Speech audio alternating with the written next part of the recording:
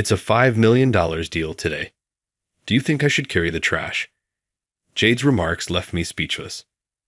On the other end of the phone, I could hear her giggling with delight. It was unable to get through to her after the call finished and the phone was switched off. She had this planned from the start, but Jade is unaware that my brother is the CEO of the client company. I called my brother and added myself to the standby list for the upcoming flight. I've put up with her small-time harassment up until now, but I'm at my breaking point. Jade needs to confront reality. I'm Mary Walters, and I'm 26. I work for a trade company in the sales division.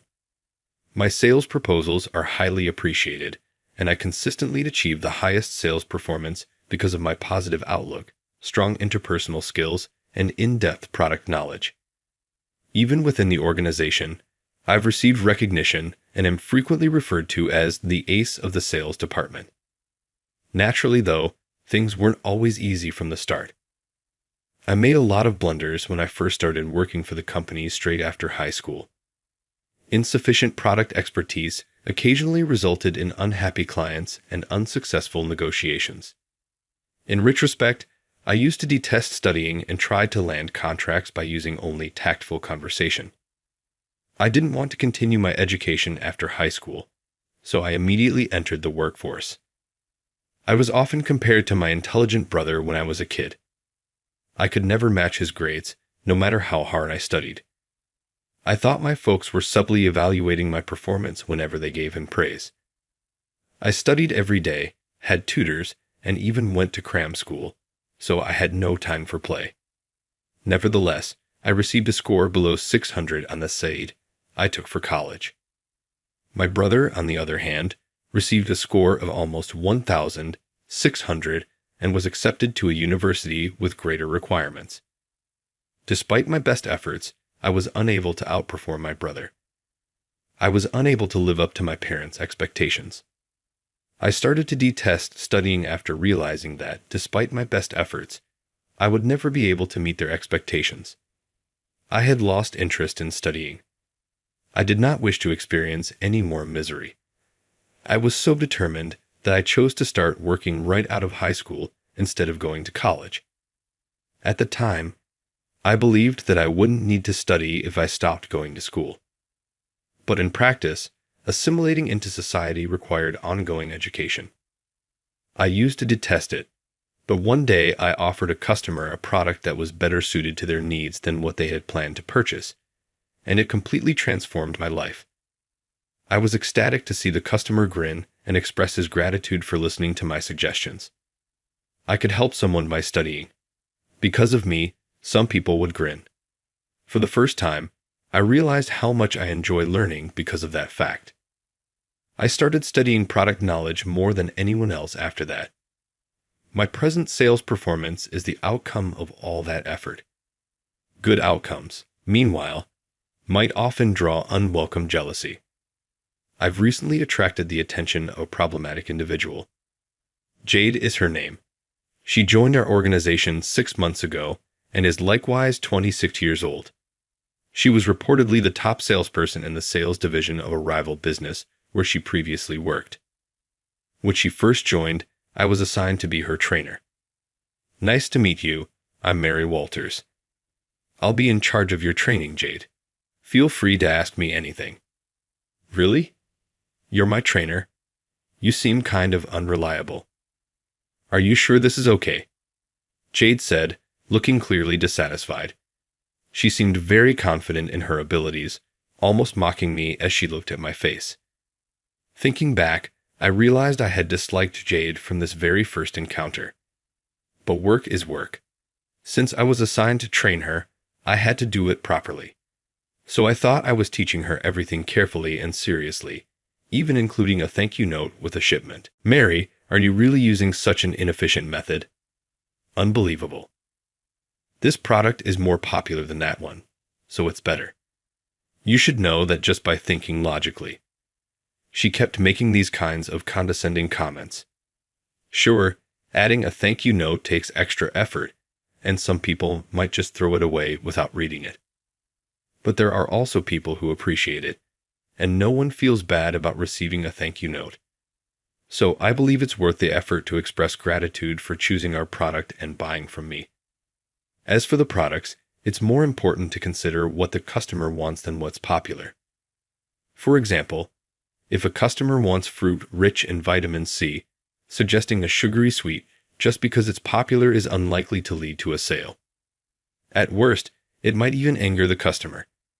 Even if it doesn't go that far, suggesting acerola products, which have much more vitamin C than lemons, might be more satisfying than just recommending lemons because they are commonly associated with vitamin C. Engaging with customers to understand their needs and adjusting my recommendations based on their reactions is my style.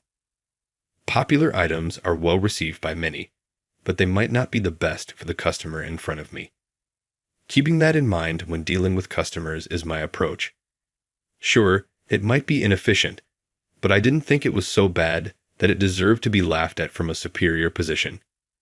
Even if I believed I wasn't wrong, being laughed at and criticized for everything I taught was still hurtful. A month after I started training Jade, the sales results were announced as usual. I was the top performer for that month. Everyone clapped and praised me, except for Jade. She glared at me with jealousy and bit her lip in frustration. From that day on, Jade's behavior towards me worsened. When I tried to teach her product knowledge, she'd mock me, saying, "You're such a nerd for remembering all that detail." She even started spreading rumors that I was using my looks to get sales. Fortunately, no one believed her, but the clear malice was shocking. Had I done something to make her hate me?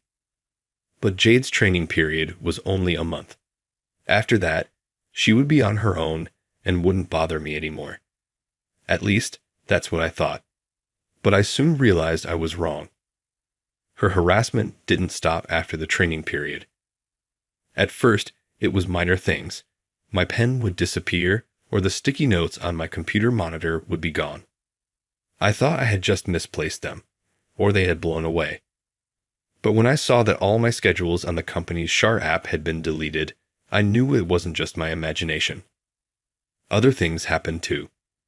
Documents I saved in the shared folder disappeared, faxes and mail addressed to me ended up in the shredder bin before I could read them, and calls with customers were abruptly cut off. I had been clueless about who was responsible all along, but when the phone hung up, the culprit was finally revealed. It was Jade. It was by chance that I found out when the call with the customer suddenly got cut off. I panicked and looked around frantically. There was Jade with a smug grin on her face, holding the unplugged phone cord. Of course, something like this would interfere with work. If a call gets abruptly cut off, it would also inconvenience the customer. I asked Jade to stop harassing me, but she didn't listen at all. Huh. Do you have any proof? Proof that I did it.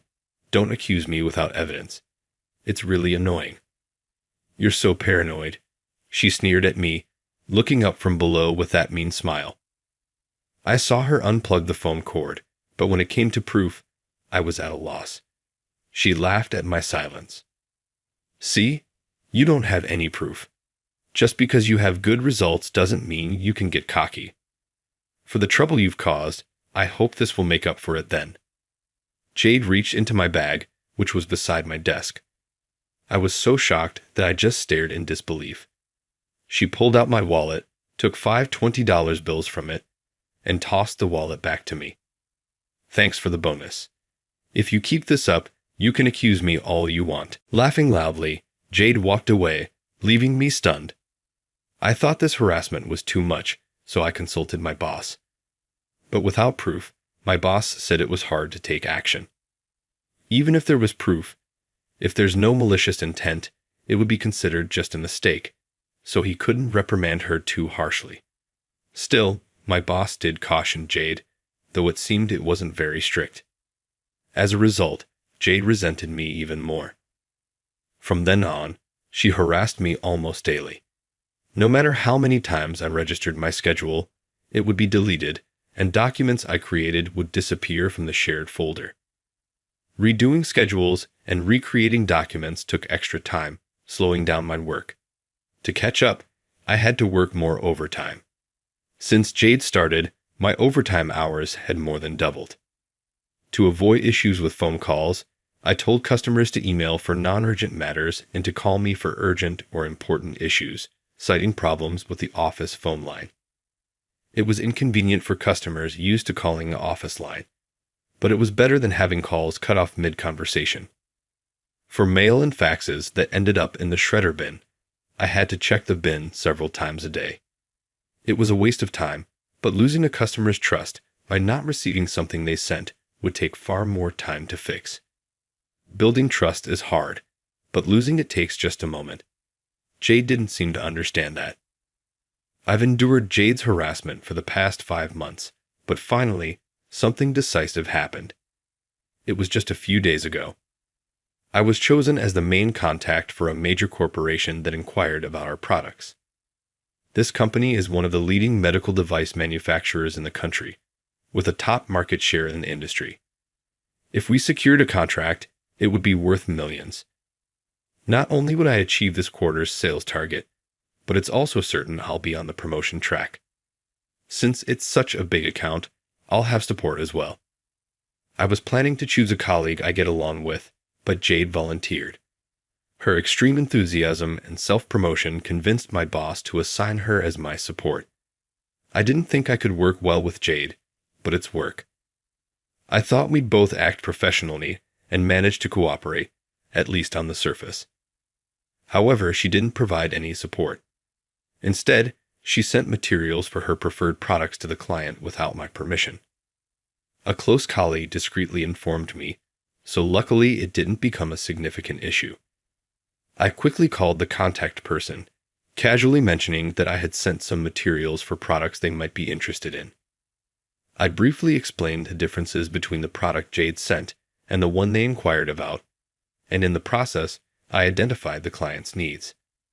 I then arranged a detailed discussion. Thanks to my colleague, Jade's premature actions didn't cause major problems, and the contact person was receptive. On the appointment day, I introduced the products they inquired about and, based on our prior conversation, recommended other suitable products. During the discussion, I identified more of the client's latent needs and recommended products that better matched their desires.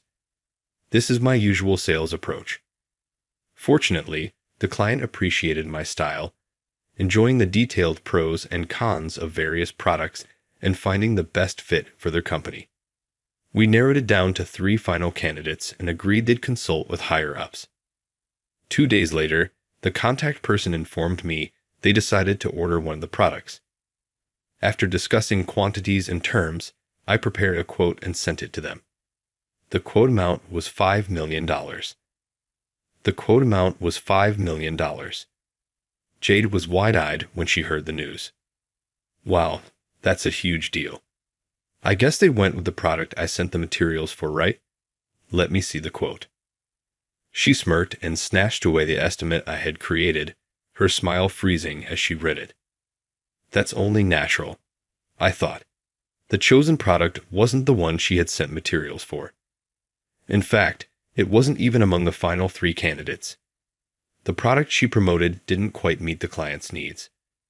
It was like asking for a red vegetable and getting an orange bell pepper, close, but not what they wanted.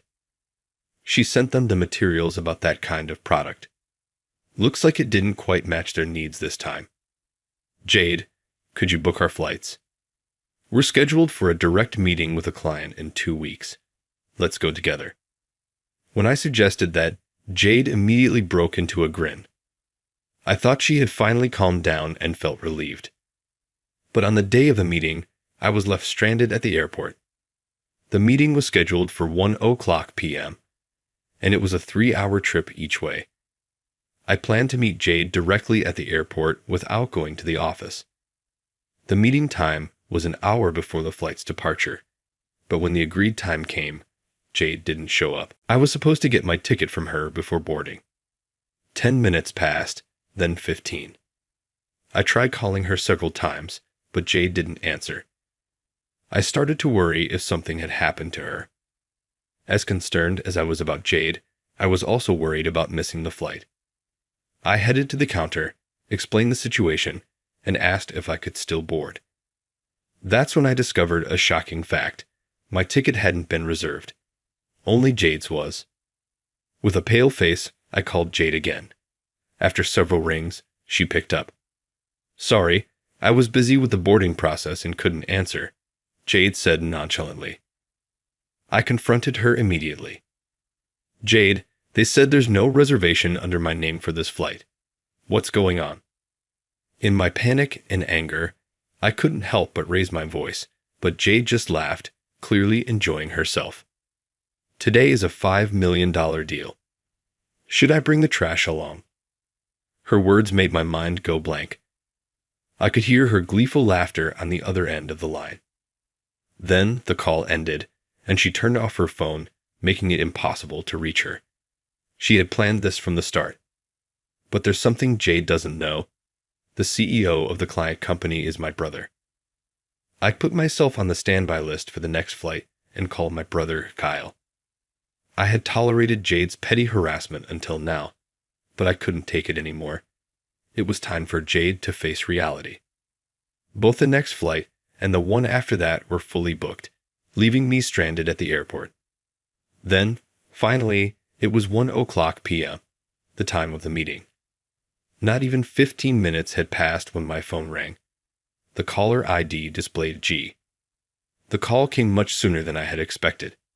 Suppressing my laughter, I answered the phone. "Hello, where are you right now?" "We're at the airport. You should know exactly where I am," I replied. "Jade, you didn't reserve my ticket." Jade was momentarily speechless. I could even hear her grinding her teeth. "Just get here quickly. The client's CEO says that if you don't come, the deal is off." Jade's panicked voice echoed through the phone. In the background, I heard a familiar voice speaking with a tense tone. Jade responded, and a video call invitation appeared on my phone. My brother had likely instructed her to switch to a video call as planned. I'd accepted the video call. Jade's pale face appeared on the screen, green. She turned to look at me, her face growing even paler.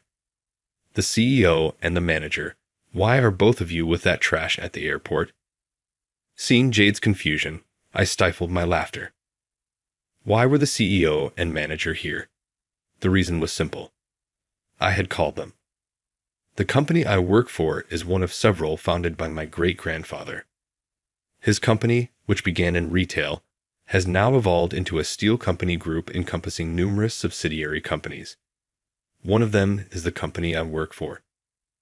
The current CEO of the company I work for is my father's younger brother, my uncle. My great-grandfather was a shrewd businessman who founded many companies. He built a major corporation with a wide range of businesses, including food and beverage, fashion, telecommunications, and logistics. My brother, despite growing up in this environment, didn't rely on the legacy and started his own company. In about 10 years, he climbed the top of the industry. As a child, he was often called the reincarnation of our great-grandfather. Now I understand why I could never measure up. Back to this morning, after Jade abandoned me, I called my brother, the client's CEO, and my uncle, our company's CEO. Of course, I also informed my supervisor and the manager of the department. If the person in charge couldn't attend such an important meeting, it was only natural to report it. I informed my uncle before my superiors did. This deal was worth $5 million, a significant transaction for our company. When chaos ensued, my brother said, "Let's teach the fool who came without the person in charge a lesson."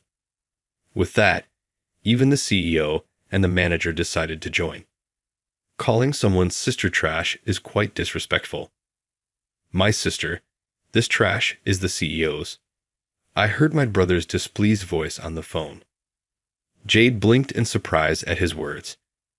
My brother glared at Jade, who kept repeating trash, but Jade, not noticing, lit up and became even more smug. "So you were favoring her because she's your sister, Kyle? That's not good for the company. Look, I've brought a new proposal. This product is much more popular than the one that Trash suggested. Enough. Jade started her sales pitch enthusiastically, but my brother's angry voice cut her off. I heard that after making an inquiry, our staff received a brochure for a product that didn't meet our needs. You sent it, didn't you? Our staff was puzzled, thinking the person in charge wouldn't send such a thing, and now I understand why. What? There is no way it didn't meet your needs. This product is really popular. So what? No matter how popular it is, if it's not what we need, it's useless. My sister, the person in charge, patiently worked with us, genuinely understanding our problems and finding solutions that suited us. She clearly explained both the advantages and disadvantages of the products. We decided to do business with your company because we believed we could have an honest relationship with her. If you plan to replace her with someone like you, who only sees things superficially and pushes popular items without understanding the client, we will cancel this deal. Hearing my brother's angry voice, my heart swelled with emotion. I never imagined he thought so highly of my work. Knowing my brother's true feelings warmed my heart. I deeply apologize. It's my responsibility for not supervising my subordinate properly. Our company has no intention of replacing the person in charge. We sincerely apologize for taking your time today. Could we possibly reschedule? We will ensure that Mary will be there. Hearing my brother's anger, the manager and company kept apologizing. Jade stood there, stunned and pale, not expecting this outcome. My brother then said he would let it go for the sake of the manager and company, finally resolving the situation with both sides relieved. Jade returned to the office immediately. Just before hanging up, the manager's angry voice echoed. I could faintly hear Jade's gasp. Jade, who was ordered to return immediately, came back to the office after business hours. She entered the sales floor, where the Southeast manager and I were waiting. Jade looked exhausted. Her face was a mess, but I didn't feel sorry for her. It was her own doing. What is the meaning of this? As soon as Jade returned, the manager angrily confronted her. He looked ready to grab her. Sir, I was set up. Please believe me. Jade, with tears in her eyes, clung to the manager instead. She pressed her chest against his arm and looked up at him pleadingly. How? The manager, not entirely displeased, asked. Jade lowered her face sadly but gave me a wicked smile. It seemed she was plotting something again. The truth is, Mary ordered me to go alone today. I told her she was the person in charge, but she said I was being impertinent for not obeying her. Even though I'm a new hire, she threatened to harass me until I quit if I refused. Is that true? The manager looked back and forth between Jade, who was tearfully pleading, and me. Of course not. What she said isn't true. I firmly denied it. That's not true. In fact, I've been the one getting harassed by Jade. You're just making things up. You don't have any proof. Jade repeated the same words she used before, smirking smugly. She probably thought she had me cornered. I smiled sweetly at Jade, who was grinning wickedly. I do have proof. Huh. Jade's voice sounded foolish as she reacted to my words. Ignoring her, I pulled out my phone from my pocket. I opened the latest audio file. It was a recording of my conversation with Jade at the airport this morning. The exchange between Jade and me played from my phone. When it reached the part where Jade said, "Today is a $5 million deal. Should I bring the trash along?" The manager's eyebrows shot up. So it was you, Jade. You're the cause. I never said that. It's fabricated. Oh, really? Then is this also fabricated? I continued playing more audio files, each one containing rude remarks Jade had made to me. Both the manager and the company frowned in displeasure. And that's not all, Jade. You've deleted documents I saved in the shared folder, erased schedules I registered in the department app, and done various other harassments, haven't you? I didn't stop lying. You don't have any proof. Show me if you do. Jade kept demanding proof, unaware that she was tightening her own noose. Don't you know our company's computers require connecting to the internal network to access shared folders and apps? Of course I know that. I'm not stupid like you. Well, that's to track who accessed what, when, and where. So, if we check, it'll be clear that you deleted my documents and schedules. What? No one told me that. Jade visibly panicked at my words. Her sudden pale complexion made it clear she was guilty. What have you done? Forgetting to cover his tracks, the manager shouted angrily. Fear and panic appeared on Jade's face. Oh no, I didn't do anything. Jade continued to claim her innocence. The company was the one who ended the seemingly endless cycle. That's enough. We will conduct a thorough internal investigation on this matter. That's not true. I didn't do anything. Please believe me, sir.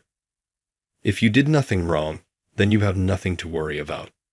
In fact, this should prove your innocence. Jade fell silent at the CEO's words. If they investigated, it would be clear she had been harassing me. She wanted to convince the company by any means necessary. But when I say we will investigate, we will. This is final. Jade, you are on suspension until the investigation is complete. Do not come to the office. No way. Jade turned pale at the CEO's words. For someone who took pride in her competence and career, this suspension was a severe blow.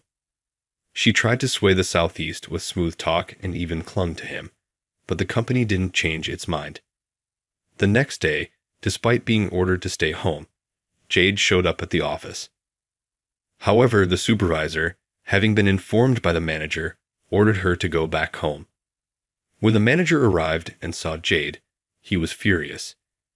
He told her that if she didn't stay home, she would be fired, and she left in tears. After that, things were peaceful. It felt like it did before Jade joined, and my work progressed smoothly. I thought the day would end without any more issues, but it didn't go that way. In the evening, the CEO, with a serious expression, summoned me to his office. Wondering what had happened, I went to the CEO's office. The manager was also there, looking grim as he stared at the computer screen. The CEO gestured for me to look at the monitor. I was shocked. The screen showed a meeting app with my brother and Jade on the other end. Mary, she says you sent her to see me. Is that true? What? Why would I send Jade to see you? I had no idea what was going on and was completely confused. My confusion must have shown on my face and in my voice as my brother sighed deeply and began to explain. The explanation was headache-inducing. After being sent home this morning, Jade must have realized she was in serious trouble, so she headed straight to the airport. She thought that if she could secure the contract with my brother's company, she would get off the hook. She bypassed the contact person at my brother's company and directly requested a meeting with him. Hearing the company name and that a woman was there to see him, my brother assumed it was me coming to apologize and had her shown to his office. Being led into the CEO's office made Jade think she had a chance. She enthusiastically pitched her product to my brother, despite it being rejected the previous day for not meeting the company's needs. Then, as if that wasn't bad enough, when my brother tried to dismiss her, saying there was nothing more to discuss, she clung to his arm, completely misunderstanding the situation. She pressed her chest against him. Jade tried to force the contract. That act finally made my brother furious, and he demanded, "Are you mocking me?" He called the CEO to complain. Of course, the CEO couldn't believe that Jade, who had been put on leave, was at my brother's company the very next day. After switching to a video call through a meeting app and confirming that Jade was indeed there, the CEO was enraged. He called in the manager to ask what was going on. But the manager also couldn't understand how the subordinate he sent home that morning ended up at my brother's company. Under intense questioning from 3 people, Jade, caught off guard, lied that I had ordered her to use her charm to secure the contract. I let out a big sigh. Why did Jade hate me so much? I couldn't think of a reason, but I needed to make my innocence clear. I understand the situation. Those claims are not true. In fact, yesterday it was agreed that you would forgive us this time for Jade's outburst out of respect for the CEO and manager. Even if an apology visit was necessary, sending the offending person alone to secure the contract is out of the question. Demanding she secure the contract, that's absurd. Doing such a thing offers no benefit to our company, only disadvantages. That's true. However, given the repeated disrespect, I cannot simply let this go. My brother's words made the CEO, manager, and me all not in agreement. We understood his position completely. Understood. What would you like us to do, President Walters? I addressed him as the CEO, not my brother, to show I understood this was a professional matter. My brother seemed to give a slight smile. Our company cannot continue business with an individual who has repeatedly caused issues, doesn't understand the problem, and shifts blame to others. Such a person is untrustworthy both professionally and personally. Are you asking us to fire Jade? When I asked for clarification, my brother nodded slightly. Wait, please. Anything but that. Jade, who had been silent, suddenly cut in, realizing she couldn't let this happen. She's audacious to delegate everything. Up to this point, her face had turned ashen. I was wrong. I apologize. I won't call you trash or mock you again. I won't delete your files or schedules daily, shred your mail and faxes before you see them, or unplug the phone while you're on a call. Please, help me. He's your brother, right? Ask him to forgive me for your family's sake. That's selfish. Please continue. Why did she think I would help her after everything she had done? I felt only disdain, not sympathy. So, I responded clearly. No. Even if I convinced him, it wouldn't matter. My brother doesn't have the authority to decide staffing here. The CEO, my uncle, did hold that authority. So perhaps the family plea might work, but I chose not to mention that. On the screen, Jade crumpled to the floor.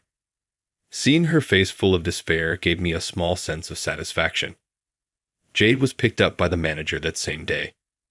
The CEO decided that she might cause more trouble if left alone. Even after being told to go home, the next day, Jade was terminated immediately, even before her probation period ended. It didn't end there. She was also sued for substantial damages by the company. Her harassment caused work disruptions and ruined deals. The contract with my brother's company would now be challenging to secure under the initial terms. Our company would have to make concessions on price and conditions to make up for the trouble. Even the travel expenses Jade incurred to visit my brother's company would be billed to her. Moreover, the CEO was so furious that he intended to ensure Jade wouldn't be hired by any affiliated companies. But that won't be enough. The Estelle Company Group, to which the CEO's company belongs, is a major conglomerate in various sectors, including food, fashion, telecommunications, and logistics. Finding a company in the country with no ties to Estelle would be nearly impossible. Who would want to hire someone disliked by the founder's family? Jade would likely face a tough future, paying off a significant debt without being able to find decent work. As for me, I regained peace in my life after Jade left. Having my work recognized by my brother, whom I had always felt inferior to, boosted my confidence at work. Maybe this newfound confidence was noticeable because a longtime client remarked, "You were always reliable, but lately you seem more assured and dependable." My sales performance improved, and I was on track to achieve my best year yet. There were other positive changes as well. For the first time in a long while, I felt like visiting my family. I had avoided going home since starting my job due to my feelings of inadequacy compared to my brother. But this Thanksgiving Day, I felt like it might be nice to spend time with my parents and brother. Recent cases had made me feel that way. Would my family be pleased with my progress? Though my pace was slower than my brother's, I was still moving forward. With a mix of excitement and anxiety, I looked forward to the approaching Thanksgiving Day holiday.